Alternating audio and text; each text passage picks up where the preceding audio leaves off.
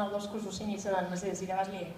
Irabazlien, gira bihotzak idatzi zuen optimistenak. Eta oraindik ez dakite dislexikoa la siberutarra den. Idatzi dauen ipuine. Eta bigarren urtez, Jose Rojas da ipuin labur irabazlearen egilea. Txalo bat egin, igo mesedez.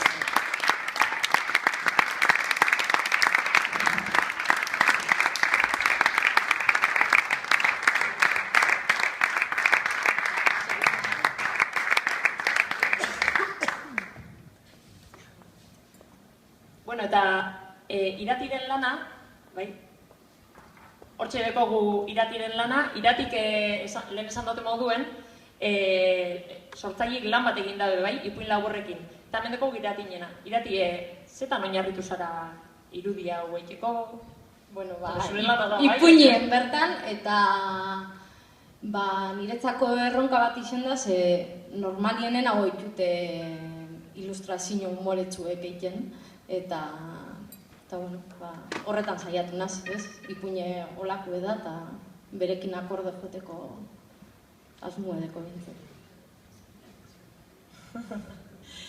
Jose Rojas zentzako bai, oparizek dugu zoz, arizek. Eta iratiren eskutik, Jose Rojas zentzako 100 euro eta Durangoko 3 liburu dendek sortutako liburu sorta. Hori da, jasoko duzun sarize, Jose.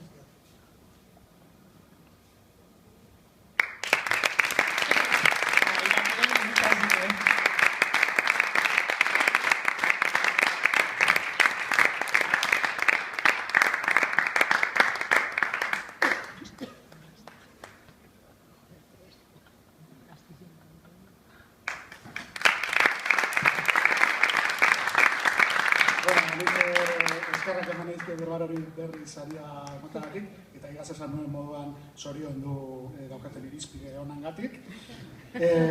Apur bat lotxatuta beban, hor ikusita beste ipuinetan ikusi egon maila eta sakontasuna eta nire da apur bat ganberra bat ez da, baina oso pozinago jasotzagatik eta mila esker. Eskerrik asko irati eta eskerrik asko Jose.